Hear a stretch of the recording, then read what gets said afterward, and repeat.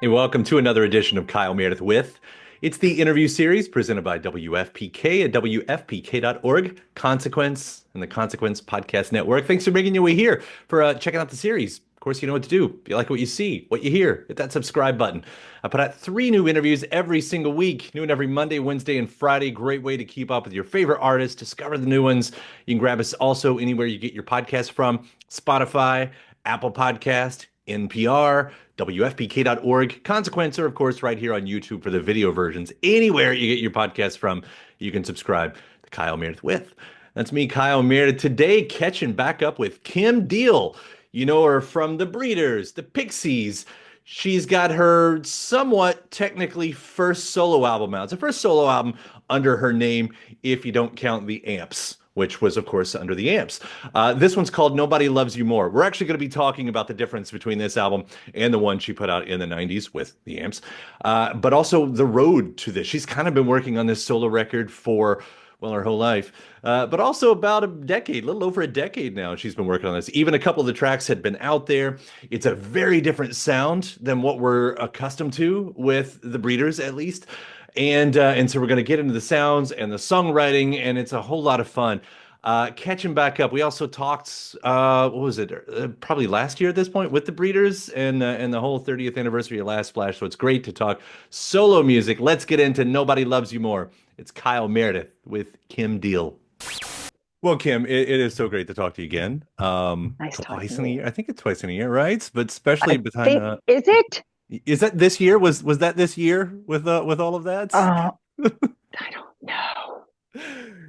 Either way, uh, last time we talked though, it was with the Breeders, and you all had said like there's going to be a solo record, and now Nobody Loves You More is out, and congratulations because I just keep seeing it on end of year list over and over and over. Everybody loves you, I think is the thing to say with the thing, right? Thank you.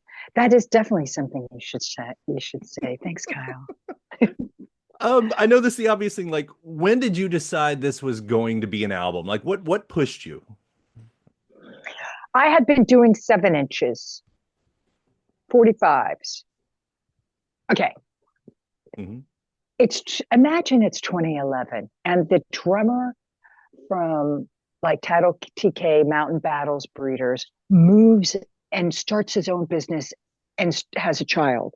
So that lineup kind of, we weren't doing a lot at the time anyway.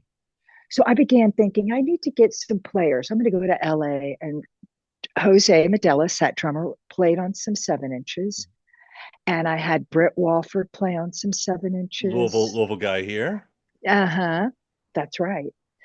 And the Slink Guy, first Breeders drummer. And then I had Mondo, the bass player. So I put all these 7 inches. I got 5 in a row.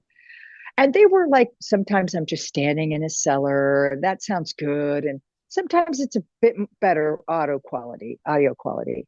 But then I did Nobody Loves You More with Jack Lawrence, basically Kentucky guy, Mhm. green horns. I think his parents were Kentucky, maybe, or maybe Cincy, I don't know. And then Britt again, Kentucky, Mike Montgomery, Candyland, Dayton, Right. Kentucky. So I leave Dayton, Ohio, drive 1 hour and 1 minute to Mike Montgomery's studio in Dayton, Kentucky.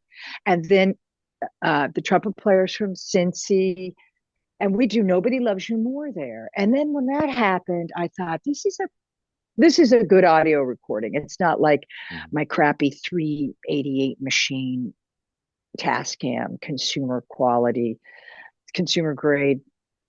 So I thought, this sounds like an album track. And so then everything, any other solo things that I was doing, any music I was working on, I began to make sure that they had an album quality. You know, that's the word I was looking at then, which was like That 2016, something like that. Then Breeders did All Nerve with Mike Montgomery in Kentucky. love that That was like record. 2016, 17. Yeah. And we toured that. So I've been working on this for a little bit. And it's incredible when you have any kind of project, like any artist that's had a similar story of like the long gestating album, how it still sounds like an album, you know. Like there are variations in sound obviously that you find in there, but that it still feels like something. I don't know how you pull that off because, you know, over that long is like how do you it'd be so easy to lose the plot, I guess. Yeah. Yeah.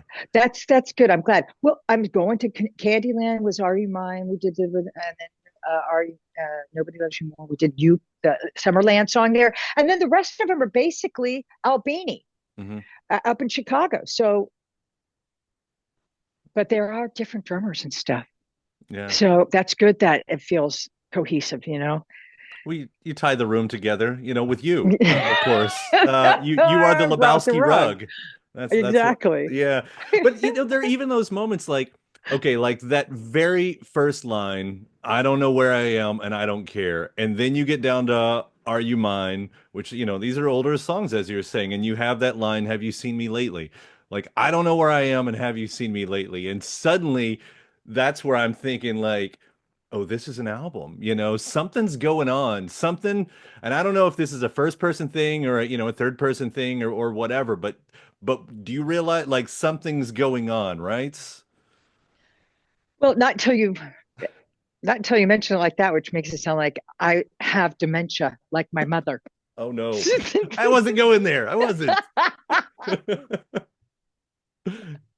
But it is an interesting thing, right? I mean, Yeah. and I think that happens a lot with a lot of artists. Like when once the record's done and you look back and you start seeing those little whatever they are, breadcrumbs, that you Hmm. start putting that Yeah. together. Like how much do you dive into that, like dissecting your psyche?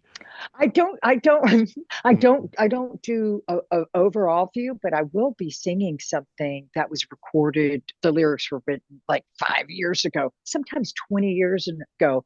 And I'll connect something I wrote with something that actually happened that I hadn't thought of when I wrote it. Mhm. So that does happen. Things do reveal themselves sometimes. But it's not like I think that I was thinking about that when I wrote it, but it's like, oh, I wonder if that like, did something slip in the brain that it's weird. It's strange, Yeah. isn't it? It's fun doing this stuff. Yeah. Well, and now seeing this because, you know, it's painted as, of course, the first album with your name on it, but then for us that's been following, there's the Amps and Pacer. Like, do these albums set side by side for you in that way?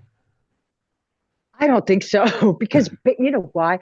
Even the Amps record, even though it was a solo, Jim drums all the way through it, of course, but still, it's not like a band lineup. But I put it out as if it was a band. Mhm. I'm Tammy Ampersand, Mhm. and the amplifiers are the backing band. So Tammy and the amps.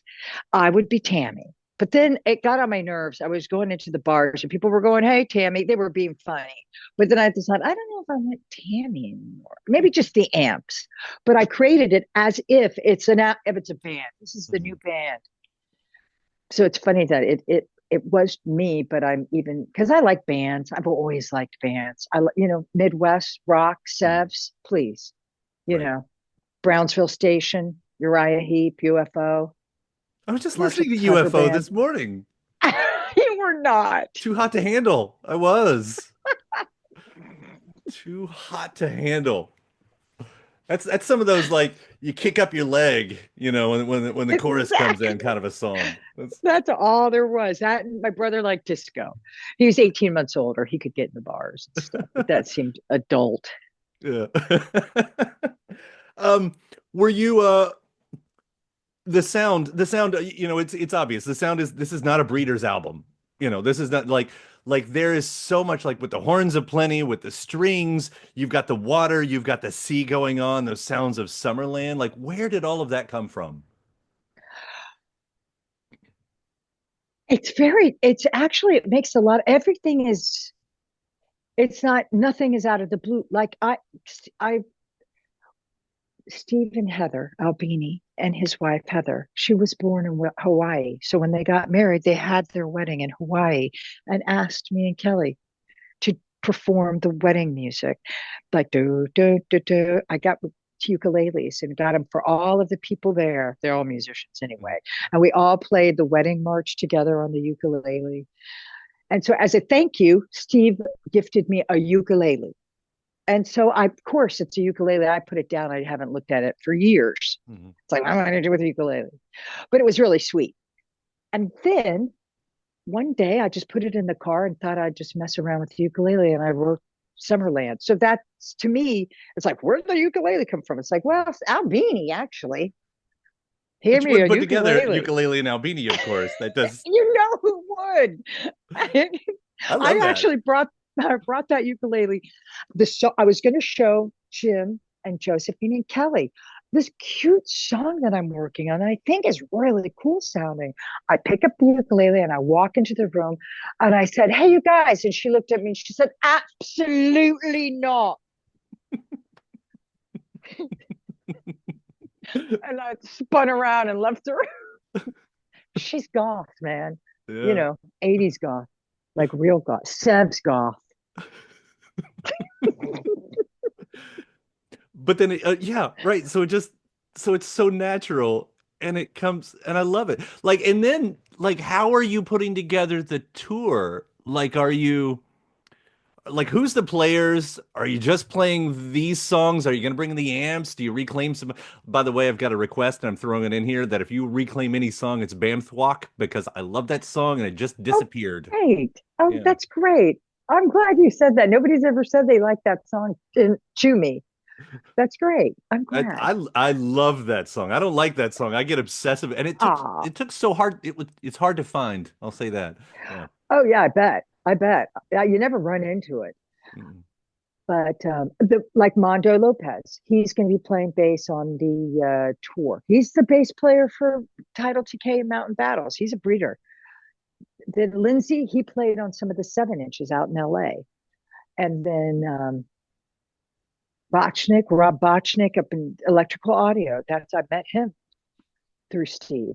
He's going to be second, the guitar player. So, and Susan, she's the violinist from Poi Dog Pondering. I met her because of Albini up in Chicago. She's going to be the violinist, string arranger on the record. Did a fantastic job. So she'll be out. I'm going to have a cello and a violinist, and then I think you can get horns Uh-huh. as you go. Pick up horns as you go. I think it's like, Oh, because like local players. yeah, because you can give them a piece of paper for God's sake, and then they can play the song. It's like, you're kidding me, right? And it really works. Uh-huh. Well, Chuck Berry That's was famous amazing. for sort of picking up the local players. He would never tour with the band. He would just get local Yeah, players in every town. yeah, and then yell at them and tell them they suck or something like that, right? You could do that too. You could just be like, "No, I'm just doing the Chuck Berry. I'm just doing the Chuck Berry." They're all probably really good, actually, of course. Was it any kind of a thing, Olivia Rodrigo picking you guys up? Like what interesting timing, right? The Breeders get on this humongous stage, but it's not a Breeders album that comes afterwards. It's a Kim Oh, record that comes afterwards. it's how I planned it. It was exciting that she asked us. It really was. And it was an adventure. I had played Madison Square Garden before, opening for the U2, Mhm. the U2 with the What's the Pixies, like comparison there? in 92. Nothing, I can barely remember the show. All I know is that whenever you open for a big band like that, all you do is you just watch people get Mhm. their seat, look at their ticket, find their seat. That's all opening band. That's the job. That's the assignment. So I knew, but Jim had never played Madison Square Garden, Kelly and Josephine.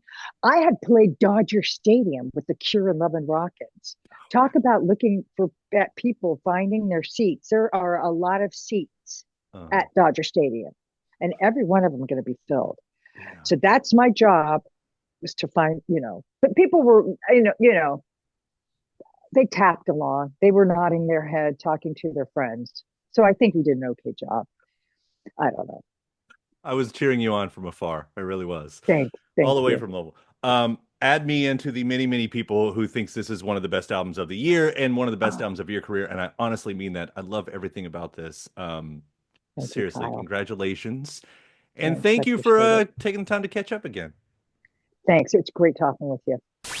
And thanks to my guest. Also, thanks to you for checking out the episode in the series. Before you get out of here, hit that subscribe button. Again, you get 3 brand new interviews every single week. New one every Monday, Wednesday, and Friday. at right here on YouTube, or of course anywhere in podcast land, including iTunes, Apple Podcasts, Spotify, Podchaser, NPR, or WFPK.org as well. A great way to keep up with your favorite artists and discover new ones as well. Then after that, actually head over to WFPK.org. That's where I do a show Monday through Friday, 6 p.m. Eastern. It's an hour full of song premieres, music news, anniversary spins, bonus interviews, Monday through Friday, 6 p.m. Eastern at WFPK.org. Consequence has your music and film news. You can also find me on the social media spots, Facebook, Instagram, mostly on Twitter. All three of them, the address is at Kyle Meredith. Do hope you like and follow along. That does it for another edition. I'm Kyle Meredith. I'll see you next time.